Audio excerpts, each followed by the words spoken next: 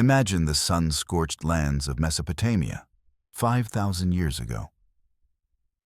In the gloom of a temple, shrouded in the smoke of incense, a priest bends over a golden bowl. He performs a ritual, addressing the gods with a prayer for fertility and protection. In his hands, he holds a humble flower, the poppy head. He makes an incision in the unripe seed pod, and a milky sap emerges, which he carefully collects. For him and his people, this is not just a plant. It is Gilhul, the flower of joy, a gift from the gods capable of soothing the most terrible pain and bestowing sweet dreams. Now, let's jump to the present day, to the heart of a bustling metropolis. In the neon light reflecting off the wet asphalt, a lone figure is hunched over. The pain they are trying to numb is different, but the substance they seek is a direct descendant of that very flower of joy. This is a scene from the opioid crisis, a tragedy that has engulfed entire nations. So how did this happen?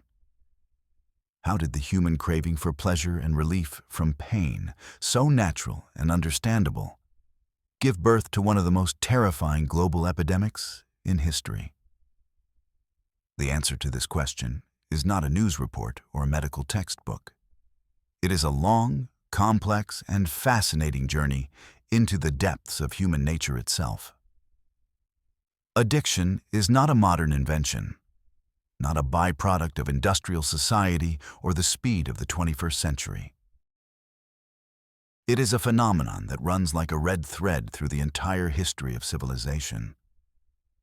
It is linked to our eternal search for pleasure, our drive to alleviate suffering, and our desire to look beyond the mundane, to touch the spiritual experience. But this search has always had a dark side, one that has led to devastating consequences for individuals and entire societies. To understand why we are here at the epicenter of the modern crisis, we need to travel into the past.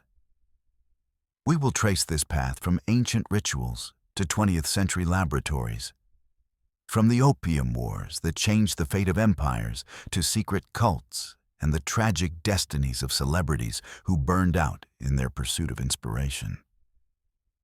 This story will show how substances once considered gifts from the gods were transformed into commodities, weapons, and curses. Understanding these historical roots is the key to comprehending the challenges we face today. So, let us begin our journey. To find the very first traces of psychoactive substance use, we must delve into prehistoric times. Early human societies lived in complete fusion with nature. They were observant. They knew which plants could feed, which could heal, and which could kill. And in the same way, they discovered plants capable of altering consciousness. This was not a purposeful search for a high in the modern sense. It was part of their survival and spiritual quests. In Mesopotamia, as we've already mentioned, the Sumerians left behind cuneiform tablets dating back to around 3400 BC, describing the collection of opium poppy juice. They didn't just know about its pain-relieving properties. They used it in religious ceremonies, seeing it as a way to get closer to the divine. A similar picture was observed in ancient Egypt. The famous Ebers Papyrus, one of the world's oldest medical documents, dating to around 1550 BC, mentions opium as a component in hundreds of remedies. It was used to calm crying children, for anesthesia during minor surgical procedures, and to treat mental disorders. The Egyptians, masters of healing in their time, saw opium as a powerful medicine, but they were also aware of its danger, warning against excessive use. Further east, in the Indus Valley, the Vedic culture was emerging. In its sacred texts, the Vedas, a mysterious drink called soma, is praised. Scholars still debate its exact composition, but most agree it was a psychoactive substance, possibly based on mushrooms or ephedra. Soma was drunk during rituals to achieve immortality, gain divine power, and communicate with the gods.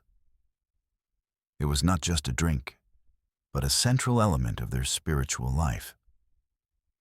On the other side of the world, in South America, thousands of years before the Incas, local tribes discovered the properties of coca leaves. They chewed them to combat fatigue, hunger, and the high altitudes of the Andes Mountains. For them, coca was a sacred plant, a gift from the gods that helped them survive in harsh conditions. Archaeological finds, including mummies with remnants of coca leaves in their mouths, confirm that this practice is millennia old. In North America, indigenous peoples used the hallucinogenic peyote cactus in their religious ceremonies to communicate with spirits and receive visions. These were not parties, but deeply spiritual practices that required preparation and respect for the plant's power. So why were ancient peoples drawn to these substances? The reasons were multifaceted. First, medicine. In a world without modern analgesics and anesthetics, opium or mandrake were invaluable. They made it possible to alleviate suffering from wounds, illnesses, and childbirth. Second, religion and spirituality. Shamans and priests used hallucinogens to enter a trance, communicate with the spirit world, predict the future, or heal a fellow tribesman. It was a tool for knowing the unseen world. Third, a social function. The communal use of certain substances, like ritualistic beer, could strengthen a community. But even then, at the dawn of civilization, humanity encountered the dark side of this gift. Where there was relief, there was also the lurking danger of dependence. The first mentions of excessive use and its negative consequences can already be found in ancient texts. People noticed that those who resorted to the flower of joy too often lost their will, became apathetic, and could not live without it. Thus, alongside ritual and medicine, the shadow of addiction was born, a side effect of our eternal quest for comfort and transcendence. With the development of the great ancient empires, Greece, Rome, China, the relationship with psychoactive substances became even more complex and multifaceted. These were no longer just tribal rituals. Drugs were woven into the fabric of advanced medicine, military strategy, and the hedonistic culture of the elites. In ancient Greece, opium was well known and widely used.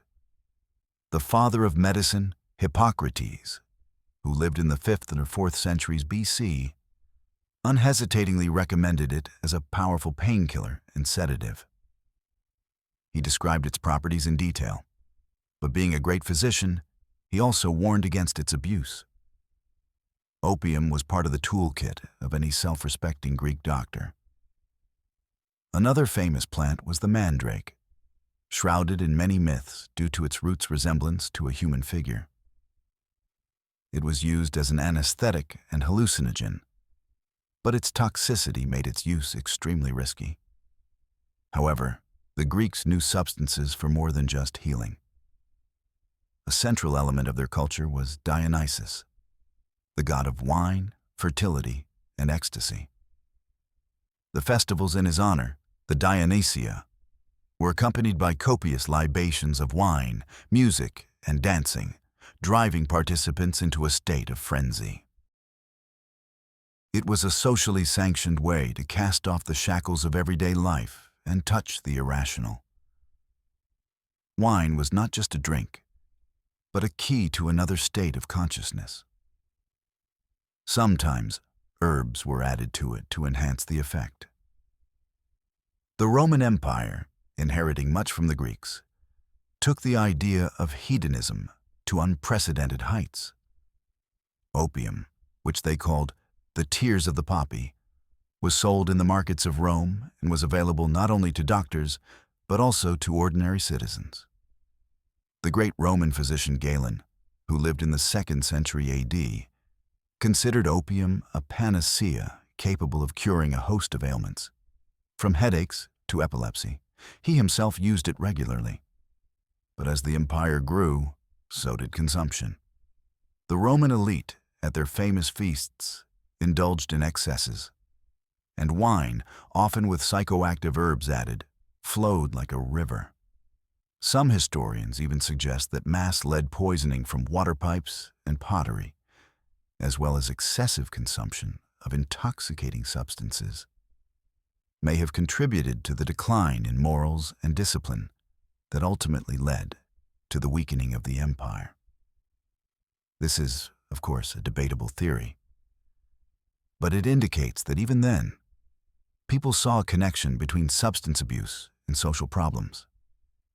In the East, in Han Dynasty China, cannabis was used for both medicinal and ritual purposes. Taoist mystics sought immortality and unity with nature with its help. Doctors used it as a pain reliever. But here, too, the authorities were beginning to notice problems associated with recreational use and tried to control it. The cultural view of these substances was ambivalent. On the one hand, they were perceived as gifts from the gods. Dionysus bestowed wine, and the goddess Demeter, according to some versions, revealed opium to humans to console her grief over her daughter Persephone. On the other hand, people understood their destructive power. This duality, a blessing and a curse, a medicine and a poison, became the leitmotif for the entire subsequent history of drugs. The ancient empires did not create the problem of addiction, but they took it to a new level, making substances a part of the daily life, medicine, and culture of vast states. While the old world was experimenting with opium and wine on the other side of the ocean, in the pre-Columbian civilizations of the Americas, a unique culture of psychoactive plants was developing. The great empires of the Maya, Aztecs, and Incas reached incredible heights in astronomy, architecture, and agriculture. And at the center of their cosmology and social life were plants capable of altering consciousness. The key substances here were tobacco, coca, the peyote cactus, and the ayahuasca vine. Tobacco, which today is associated with a global industry and a harmful habit, was a sacred plant for the Maya and Aztecs. It was smoked during all important rituals, from birth and marriage to negotiations and sacrifices. Tobacco smoke was considered food for the gods, a way of purification, and a means of establishing a connection with the spiritual world. Archaeologists find smoking pipes and depictions of smoking deities everywhere in the territories of their former empires. Further south in the Andes, the Inca civilization was built on 3 pillars: potatoes, corn, and coca. Coca leaves were not just a stimulant for the Incas, but a vital resource and a sacred symbol. The Chasqui runners, who carried messages across the giant empire, chewed coca to cover vast distances in the thin mountain air. Warriors used it for endurance, and priests for divination rituals. Coca was so important that its use was strictly regulated. It was currency, a reward, and a privilege. Access to it often determined social status. The elite and the priesthood could use it freely, while for commoners, it was available only in certain situations. This was one of the first systems of social control over psychoactive substances in history. Besides coca and tobacco, the indigenous peoples of the Americas also knew more powerful hallucinogens. Peyote, a small cactus containing mescaline, was used in rituals to obtain visions and for spiritual healing. In the Amazon basin, shamans prepared a drink called ayahuasca from the vine of the spirits to travel to other worlds. diagnose illnesses, and communicate with ancestors. These practices required deep knowledge and respect. The shaman acted as a guide, and the substances themselves were considered not drugs, but teachers or spirits.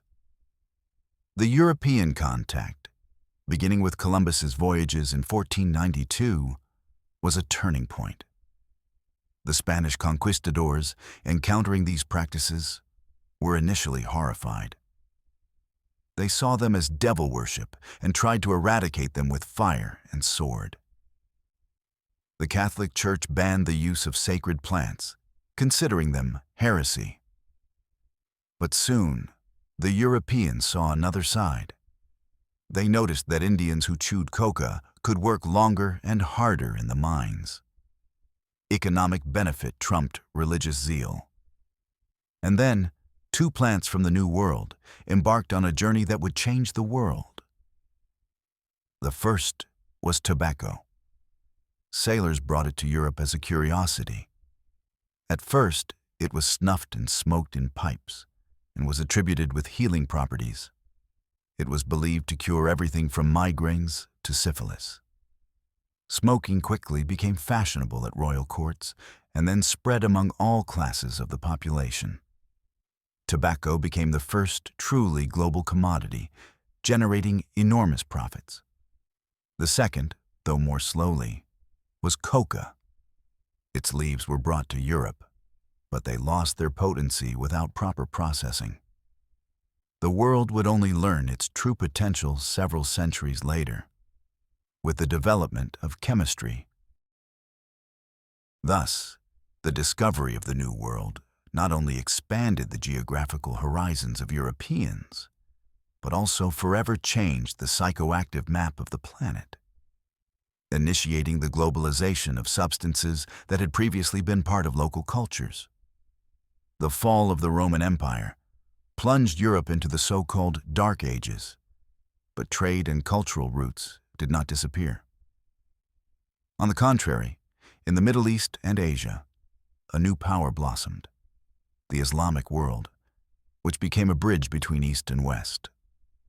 And along the main trade route of that era, the Great Silk Road, flowed not only silks and spices, but also opium and hashish. In the Middle Ages, from the 5th to the 15th century, opium became firmly established in the Islamic world. Since the Quran forbade alcohol, some sought alternative ways to alter consciousness. Arab physicians, such as the great Avicenna, continued the traditions of the Greeks and Romans, using opium as a powerful analgesic. They perfected its processing and created complex recipes. Opium became an integral part of medicine during the Islamic Golden Age. But it also penetrated the culture. The trade in opium, which was grown in India and Persia, became an incredibly profitable business. Caravans loaded with this valuable commodity stretched across the deserts, enriching merchants and cities along their way. Along with opium, hashish, the concentrated resin of cannabis, also spread. It became particularly popular among certain mystical movements, such as the Sufis. They used it to achieve a state of ecstasy and union with the divine in their rituals. It was at this time and in this region that the famous legend of the assassins was born. The assassins were members of a mysterious Nizari sect who struck terror into the rulers of the Middle East. European crusaders and the traveler Marco Polo spread the myth that the leader of the assassins, the Old Man of the Mountain, drugged his young warriors with hashish.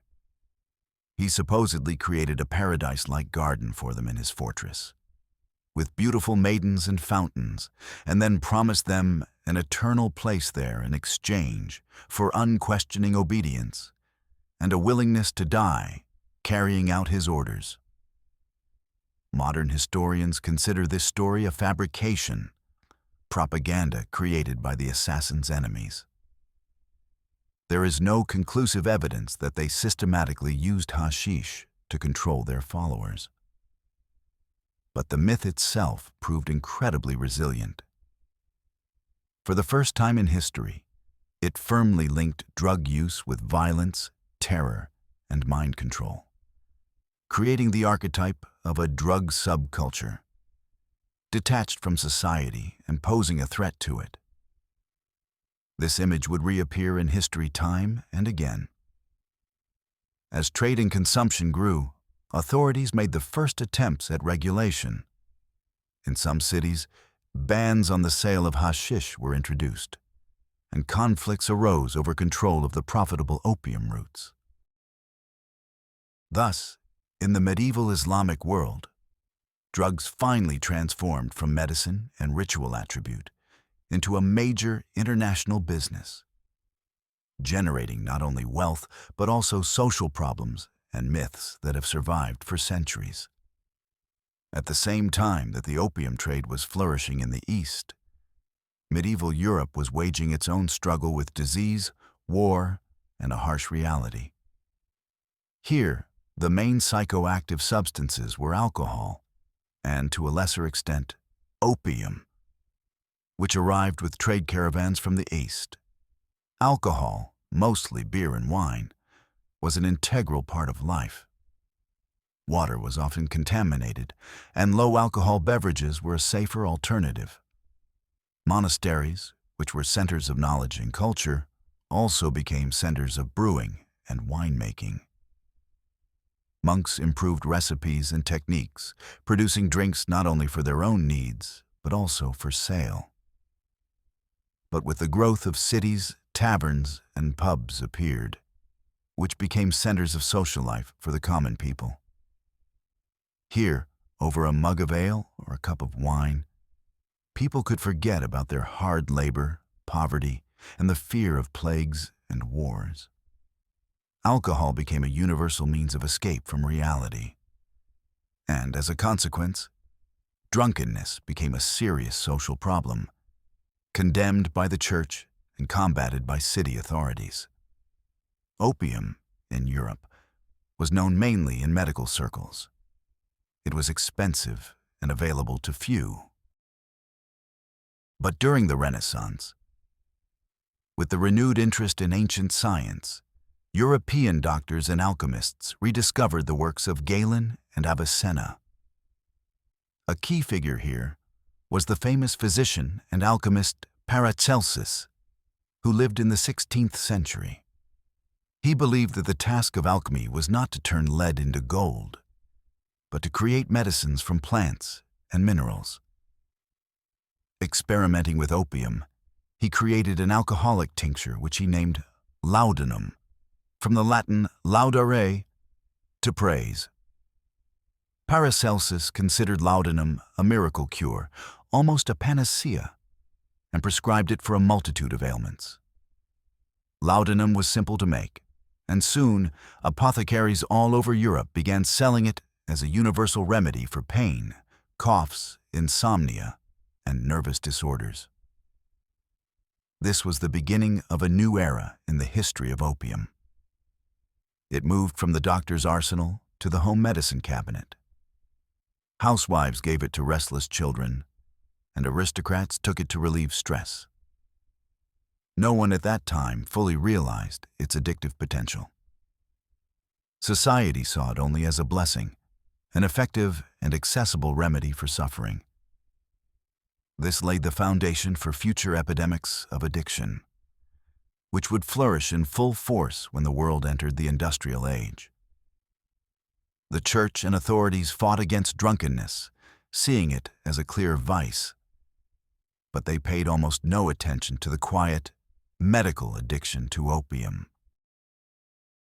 This double standard towards different substances, condemning one and accepting another, would become a characteristic feature of Western society for centuries to come.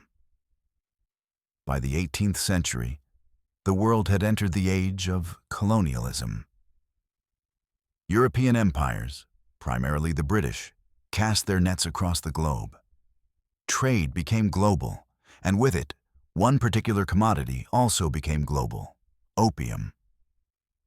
The events that unfolded in China in the 19th century forever changed the history of drugs, turning them into a tool of geopolitics and a cause for war.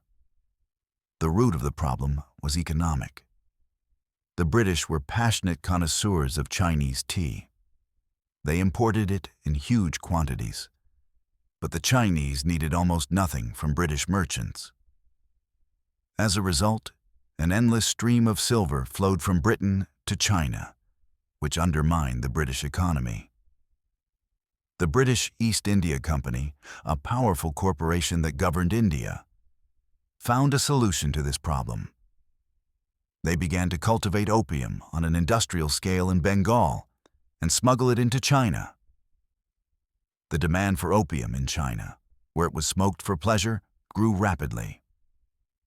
Soon, the trade balance shifted. Now, silver flowed like a river from China into the pockets of British merchants. The Qing dynasty government in China was horrified. They saw how millions of their subjects, from officials to peasants, were becoming addicted. Labor productivity was falling, the army and navy were in decline, and the state treasury was emptying. It was a national catastrophe. In 1839, the emperor sent a special commissioner named Lin Zexu to Canton, the main center of trade.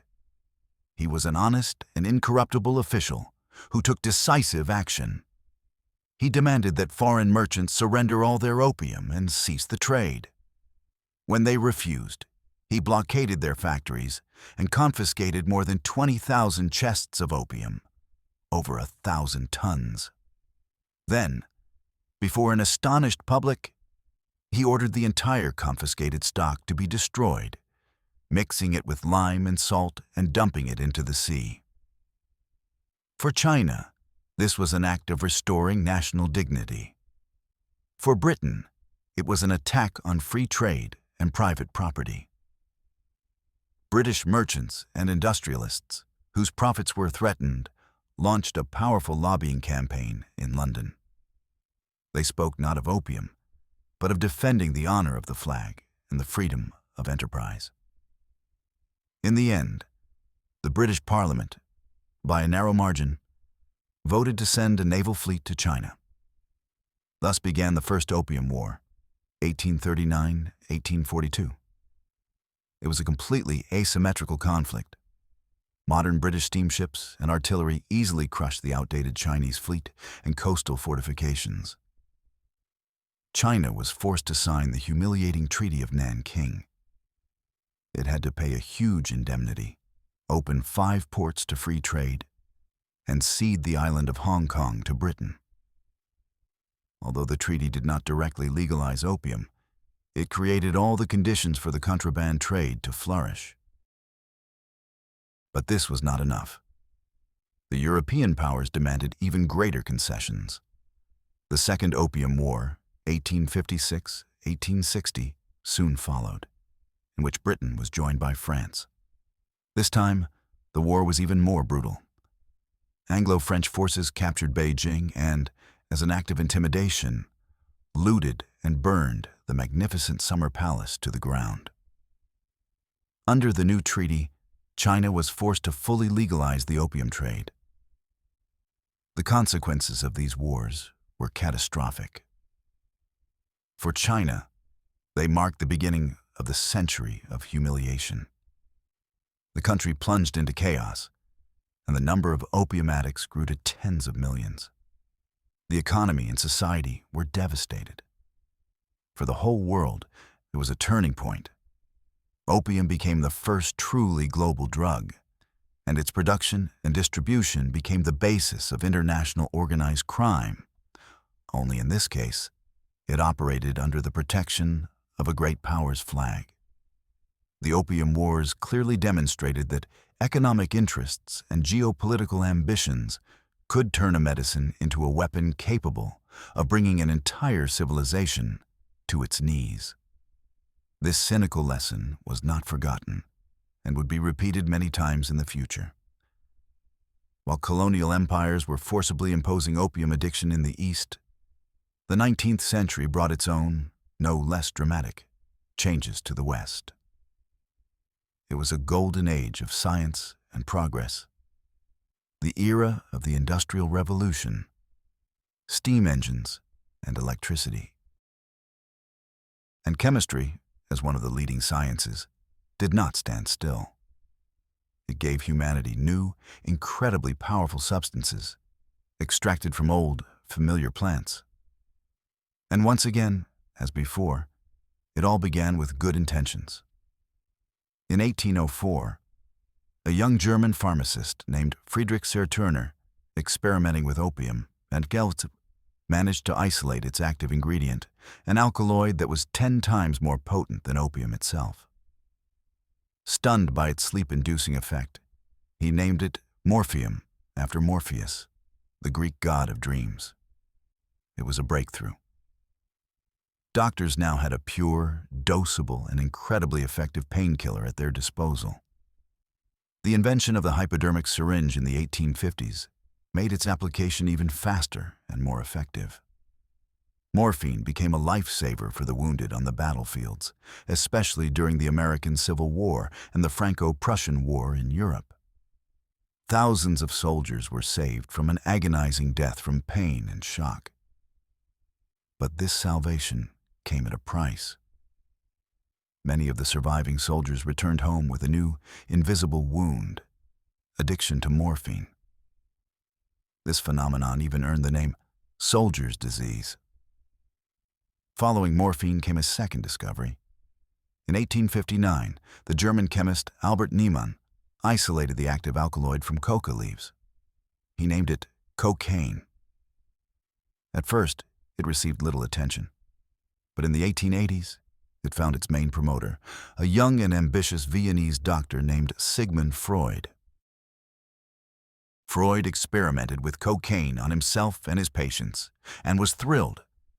In his paper, On Coca, he praised it as a miracle drug capable of treating depression, eating disorders, and even morphine addiction. He saw it as the key to the mysteries of the human psyche. Cocaine quickly became fashionable. It was added to tonics, toothache drops, and even wine. The most famous of these products was Vin Mariani, which was advertised by popes and royalty. And in the U.S., a pharmacist named John Pemberton created a drink containing coca extract and cola nut, the first version of Coca-Cola, which was sold as a brain tonic. But the pinnacle of this pharmacological race was a substance created in the laboratories of the German giant Bayer in 1897. The chemist Felix Hoffmann, the same one who synthesized aspirin, was searching for a new painkiller that would not be as addictive as morphine. He treated morphine with acetic anhydride and obtained diacetylmorphine. The substance proved to be 2 to 3 times more powerful than morphine and induced a feeling of euphoria and heroism in test subjects. In Bayer's marketing department, it was named heroin. The company launched a massive advertising campaign, promoting heroin as a safe, non-addictive remedy for coughs, asthma, and tuberculosis. It was sold in pharmacies worldwide, including in the form of syrups for children. Society, fascinated by the power of science, enthusiastically embraced these new wonder drugs. Morphine, cocaine, and heroin seemed like a triumph of the human mind over pain and suffering. But very soon, the pendulum swung back. Epidemics of addiction to morphine, cocaine, and then heroin began to sweep through the cities of Europe and America. Addiction was no longer the plight of soldiers or Chinese opium smokers. It had entered the homes of the middle class.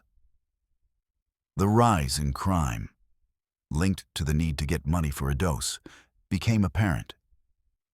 The triumph of pharmacology had turned into a nightmare, creating demons that humanity is still fighting today.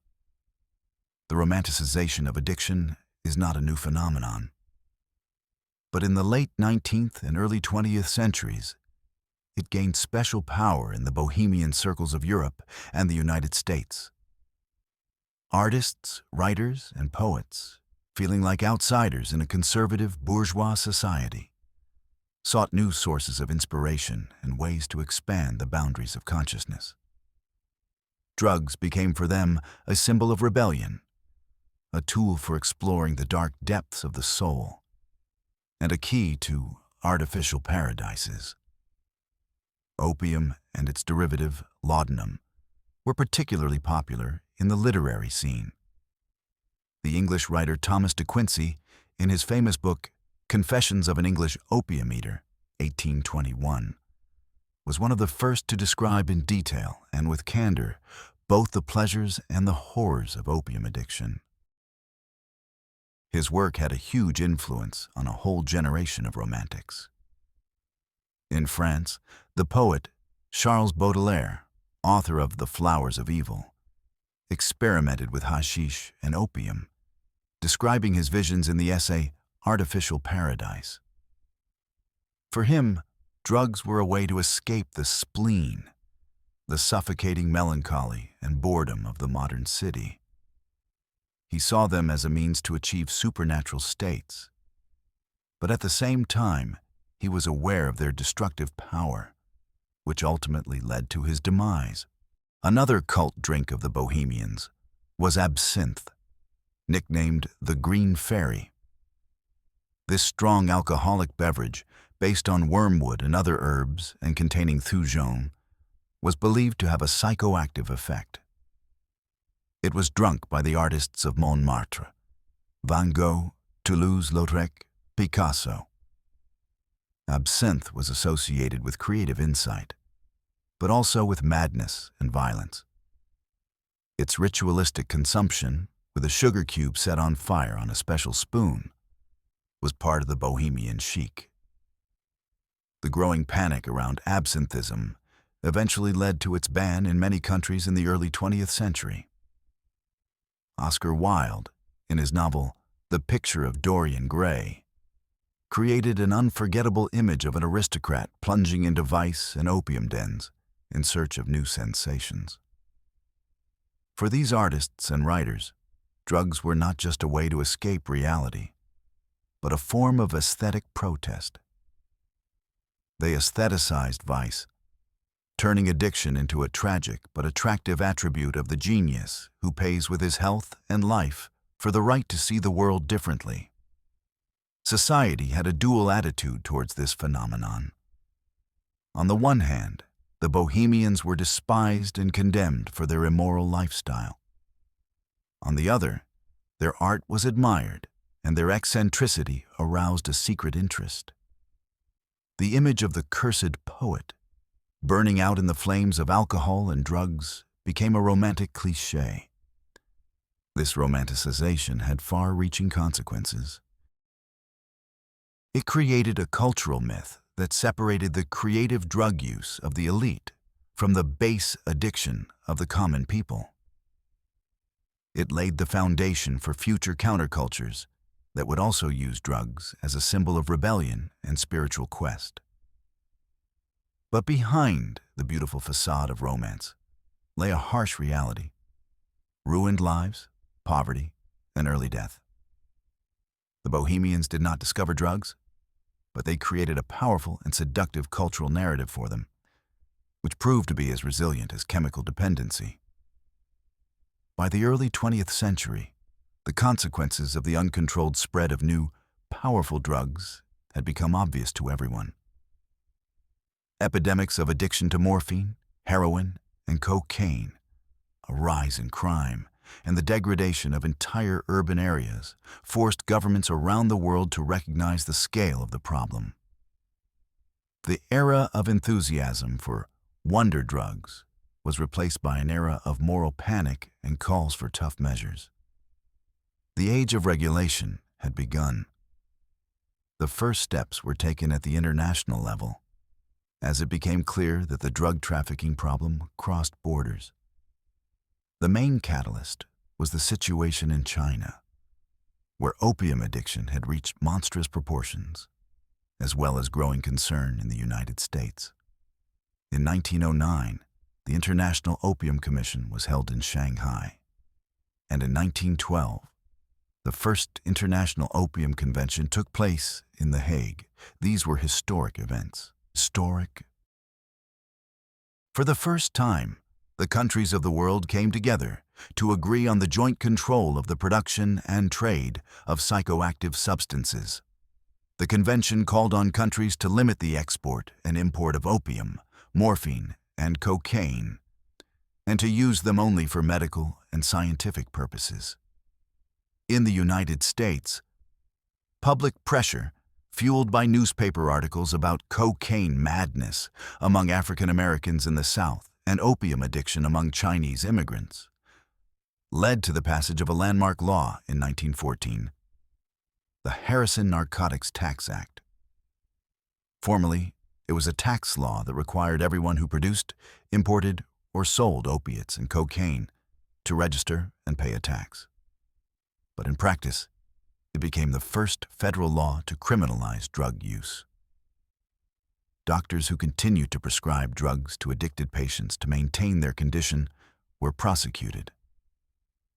Thus, drug addiction, from being a medical problem as it was considered in the 19th century, was officially reclassified as a criminal problem. The consequences of these prohibitions were swift and dramatic. First, the legal market for drugs disappeared. But the demand did not go away. Millions of addicted people were now forced to seek their supply on the black market. This led to an explosive growth in underground trade and smuggling. Second, the prices of drugs on the black market skyrocketed. To get money for a dose, addicted people turned to crime, theft, robbery, prostitution. This created a strong link between drug addiction and crime in the public consciousness. Third, new players appeared in this new, incredibly profitable market. Organized crime groups.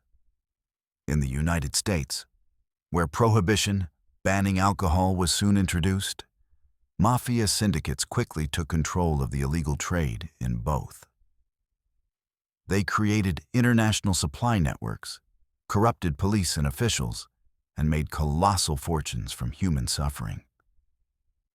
Thus, the good intentions to end drug addiction led to the birth of the drug mafia and the beginning of a long, bloody, and, as the future would show, largely unsuccessful war on drugs.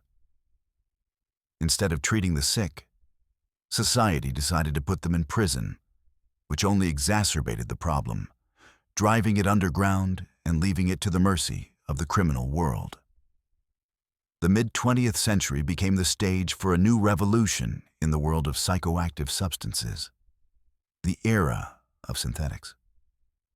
If the 19th century learned to extract alkaloids from plants, the 20th century learned to create entirely new molecules in laboratories. Molecules that had no analogs in nature.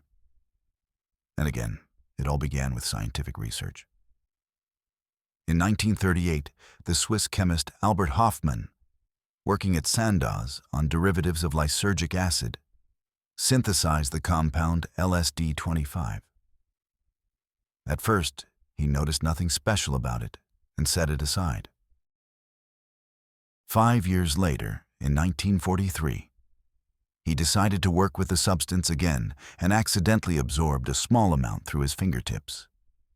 He soon experienced what he later described as an uninterrupted stream of fantastic pictures, extraordinary shapes, with an intense kaleidoscopic play of colors.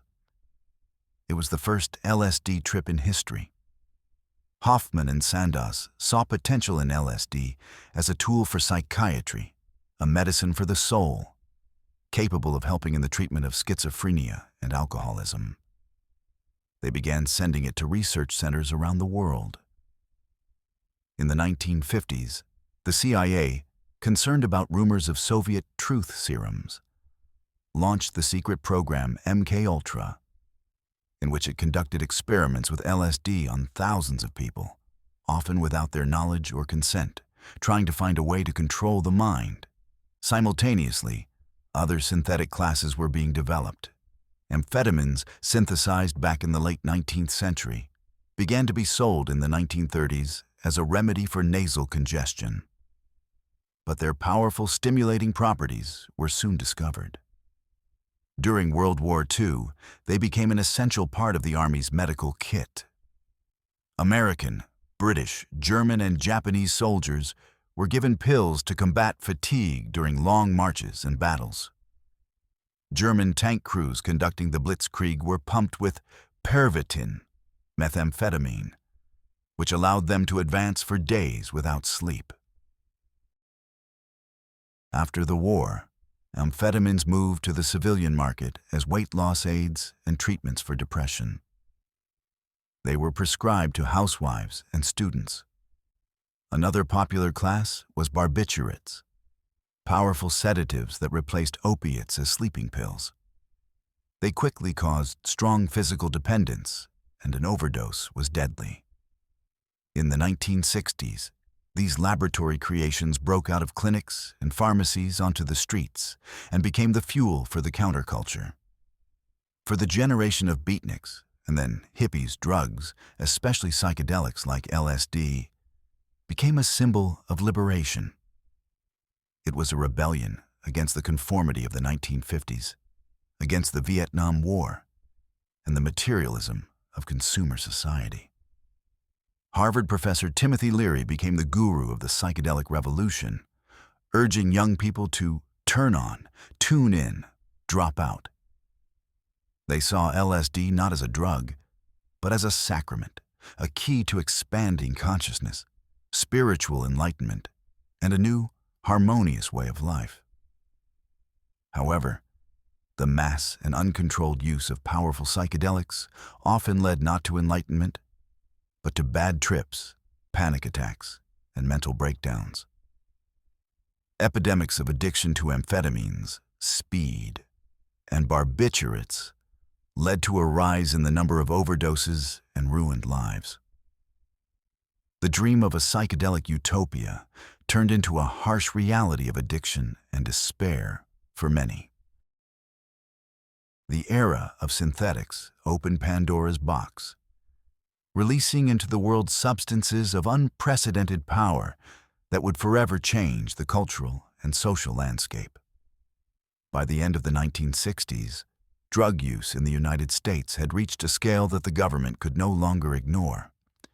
Images of psychedelic festivals, student protests, and rising street crime linked to heroin addiction sparked fear and outrage among the silent majority of Americans. In this atmosphere, President Richard Nixon found a powerful political tool. In 1971, he officially declared drugs public enemy number one and launched the War on Drugs. This was a turning point. The paradigm definitively shifted from public health to law enforcement. The main strategy became not helping addicts, but prosecuting and punishing them, as well as a forceful fight against production and trafficking. In 1973, the Drug Enforcement Administration, DEA, a powerful federal agency with broad powers, was created. Harsh laws were passed, providing for long prison sentences even for possession of small amounts of prohibited substances. This policy, continued and intensified by subsequent administrations, especially by Ronald Reagan in the 1980s with his Just Say No campaign, had enormous and ambiguous consequences. On the one hand, it was aimed at combating a real problem. The crack cocaine epidemic, a cheap and incredibly addictive form of smokable cocaine, devastated poor urban areas in the 1980s, causing a surge in violence. International drug cartels, primarily Colombian ones like the Medellin cartel led by Pablo Escobar, turned into powerful transnational corporations with their own armies, waging real wars against governments. The war on drugs became global.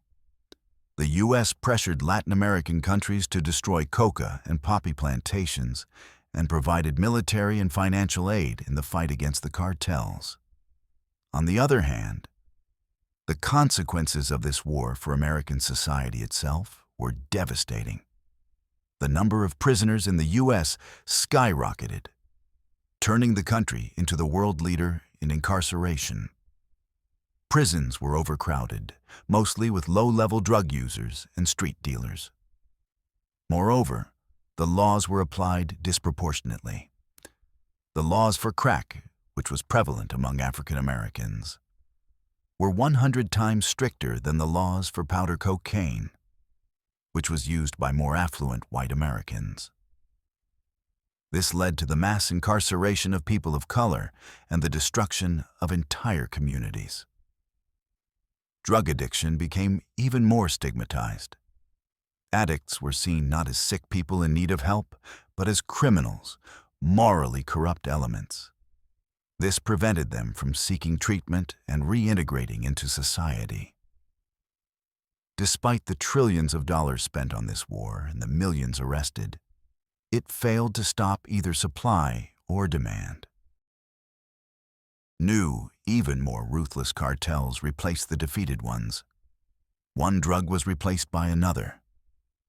The war on drugs, launched as a campaign to protect society, in many ways became a war against its own citizens, creating a vicious cycle of repression, violence, and despair that remains unbroken to this day. Parallel to governments waging a war on drugs, the drugs themselves were waging their own offensive in the realm of culture. In the second half of the 20th century, music, film, and literature became powerful transmitters of images related to psychoactive substance use, shaping the attitudes of entire generations. The rock music of the 60s and 70s was inextricably linked with drugs. The psychedelic rock of bands like the Beatles, Pink Floyd, and The Doors was the soundtrack to experiments with LSD. Jimi Hendrix, Janis Joplin, Jim Morrison, brilliant musicians who became icons of the counterculture, burned out from overdoses, joining the tragic 27 Club. Their lives and death simultaneously romanticized and demonized drugs, presenting them as both a source of genius and a path to self-destruction. The Velvet Underground, in their song Heroin, described the sensations of an injection with raw honesty, creating a dark yet alluring anthem of addiction. In the 1980s and 90s, hip-hop culture reflected the realities of the crack epidemic, telling stories of drug dealing, violence, and poverty in the ghetto. Cinema was not left behind either. Whereas drugs had previously appeared on screen mainly as an attribute of the criminal world, now directors began to explore the very essence of addiction. Films like Danny Boyle's Trainspotting, 1996, and Darren Aronofsky's Requiem for a Dream, 2000, depicted the physical and psychological degradation caused by heroin addiction with shocking candor.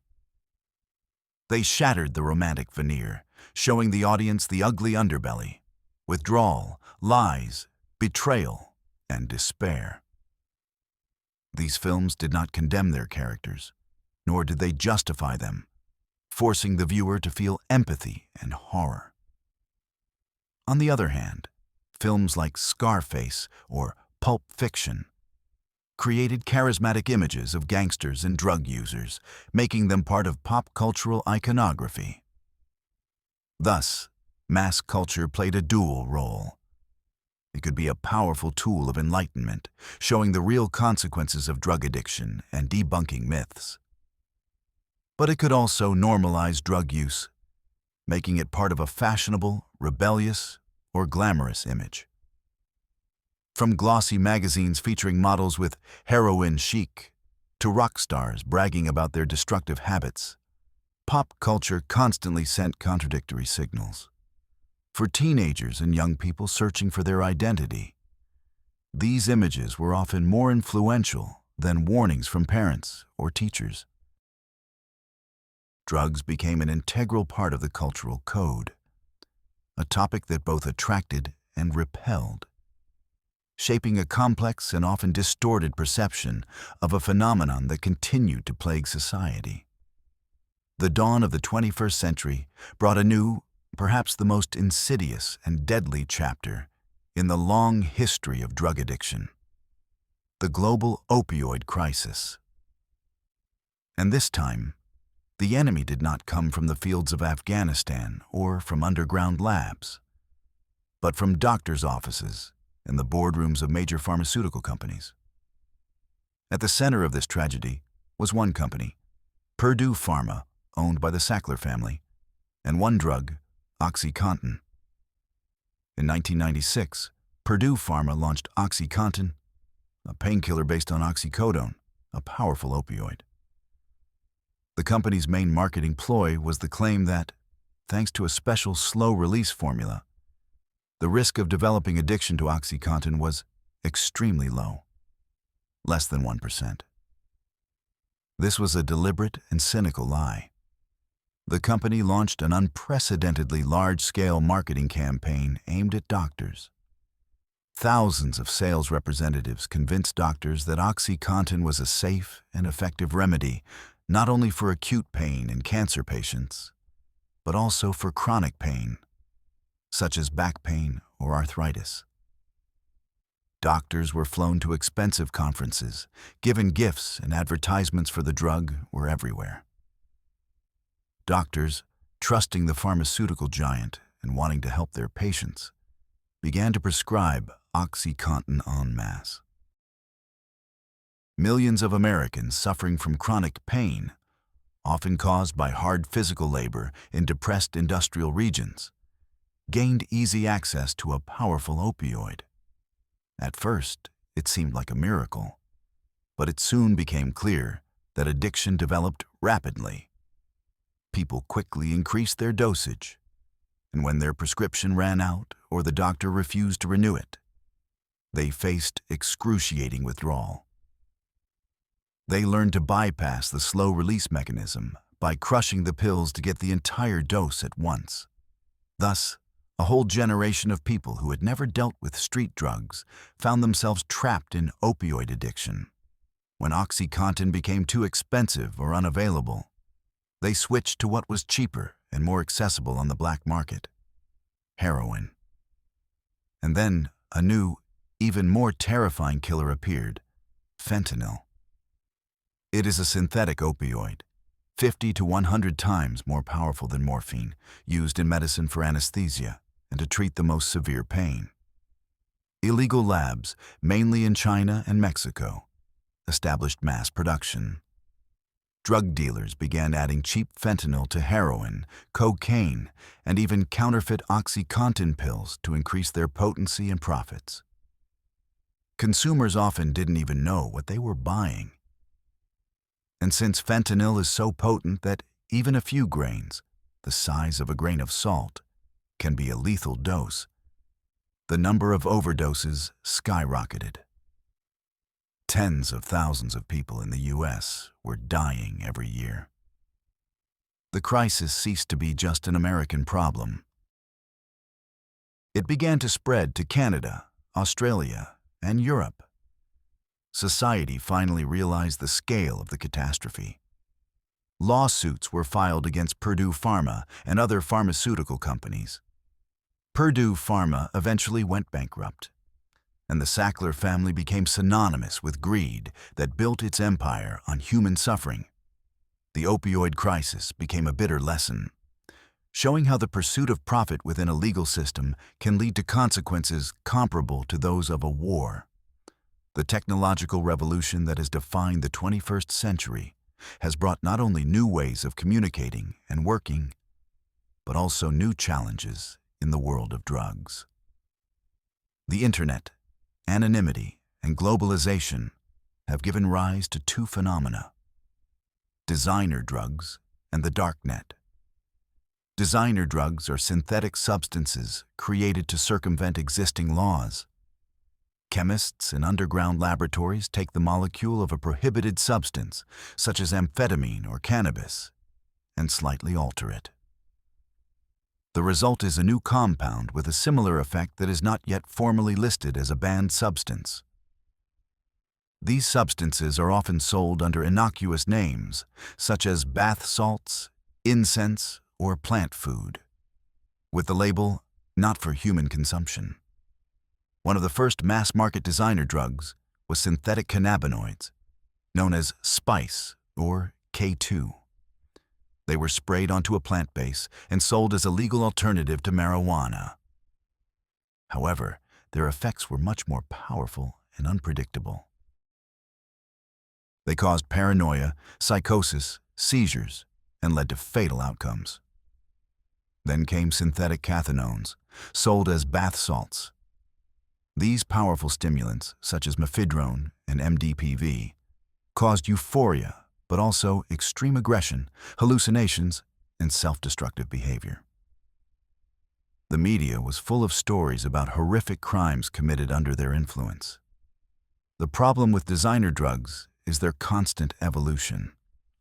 As soon as the authorities manage to ban one substance, dozens of new ones appear in its place. Law enforcement and medical professionals are always playing catch-up. They do not know the exact composition of these substances, cannot predict their effects, and have no protocols for treating poisonings. The spread of these new threats was facilitated by the dark net, a hidden part of the internet accessible only through special browsers like Tor, which provide anonymity. On the dark net, true online drug supermarkets appeared, such as the infamous Silk Road. On these platforms, one could anonymously buy anything, from heroin and LSD to the latest designer drugs, and pay with cryptocurrency, such as Bitcoin. The goods were delivered by regular mail. This radically changed the drug trafficking model. Now, the consumer did not need to interact with street dealers and take risks. A system of ratings and reviews created an illusion of safety and quality control. The dark net made drugs more accessible than ever before, right to the doorstep. Although law enforcement managed to periodically shut down such platforms, new ones immediately appeared in their place. Technologies created for freedom and anonymity were put at the service of the drug trade, creating new, complex challenges for a society still trying to cope with the consequences of old epidemics. Amidst all these crises and challenges, another, more hopeful trend has emerged in recent decades. After 100 years of a repressive war on drugs that never brought victory, more and more countries and experts are concluding that the old approach does not work. A slow but steady paradigm shift has begun. From punishment to treatment, from criminalization to humanization, from war to harm reduction. The most striking example of this new approach has been Portugal. At the end of the 20th century, the country was experiencing a catastrophic heroin epidemic with the highest rates of drug addiction and HIV infections in Europe. In 2001, instead of tightening laws, Portugal took a radical step. It decriminalized the possession of all drugs for personal use. This did not mean legalization. Drug trafficking remained a crime. But a person detained with a small dose was no longer arrested, but sent to a special dissuasion commission, consisting of a lawyer, a psychologist, and a social worker. The commission's goal is not to punish, but to assess the situation and, if necessary, offer treatment and support. At the same time, the state invested massively in treatment, rehabilitation, and harm reduction programs, methadone therapy, needle exchange points, and social housing for addicts. The results exceeded all expectations. In the following years, the number of overdose deaths in Portugal dropped sharply. The spread of HIV decreased, drug-related crime fell, And, most importantly, many more people voluntarily sought treatment. The Portuguese experience showed that if you treat drug addicts not as criminals, but as sick people, you can achieve much better results. Other countries have followed this path in one form or another. Switzerland pioneered heroin-assisted treatment programs, where severely addicted individuals are provided with pharmaceutical-grade heroin under medical supervision. This allows them to stabilize their lives, cease criminal activity, and avoid the risks associated with street drugs. Canada and some U.S. states are opening safe consumption sites where people can use drugs in sterile conditions under the supervision of medical staff ready to assist in case of an overdose. The movement to legalize cannabis has swept through many countries, allowing for quality regulation, tax revenue, and wresting this market from criminal control. Of course, these approaches are not a panacea. They face resistance, lack of funding, and a deeply ingrained social stigma, but they reflect a fundamental shift in understanding the problem. History has shown that prohibitions and repression cannot eradicate the human desire to alter consciousness. The new approach proposes not to try to win the war, but to minimize its casualties. It is based on science, pragmatism, and compassion. And although there is still a long way to go, it is in these ideas, in treatment, support, and respect for human dignity, that hope lies for a future where the tragedy of drug addiction will not be so all-encompassing. And so we conclude our long 5,000-year journey. We began it in a Mesopotamian temple with the flower of joy in the hands of a priest, and ended it in a modern rehabilitation center where the doctors and psychologists try to piece together the fragments of lives shattered by its distant descendants. So how do we answer the question posed at the very beginning? How did our eternal craving for relief and pleasure give rise to a global tragedy? History gives us several key lessons. We see recurring patterns that run through all eras and cultures. First, there are economic interests. From the merchants on the Silk Road to the British East India Company and modern pharmaceutical giants, there have always been those willing to extract enormous profits from human addiction, often under the guise of free trade or health benefits. Second, there are cultural and social factors. Substances that were a sacred attribute of ritual in one culture became a symbol of rebellion or a tool of social control in another. Social crises, wars, poverty, and despair have always created fertile ground for addiction epidemics, offering the illusion of escape from an unbearable reality.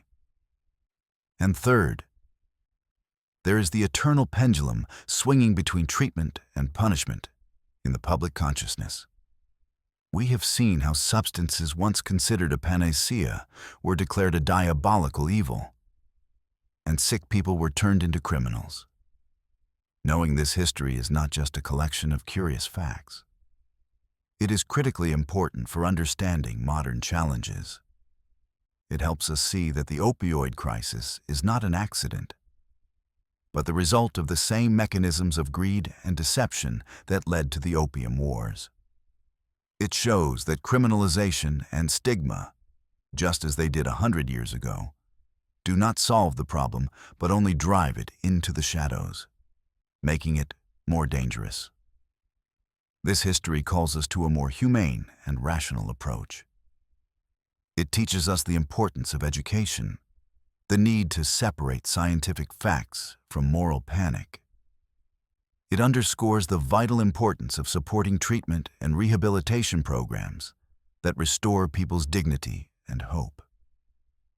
And most importantly, it reminds us that behind the statistics of overdoses and crime reports are real people, our neighbors, our friends, our family members. The history of drug addiction is ultimately an inseparable part of the history of humanity itself. It is the story of our weaknesses and our vulnerability, but also of our quest for knowledge, our compassion, and our undying hope for something better. And only by understanding our past can we build a healthier and safer future for everyone.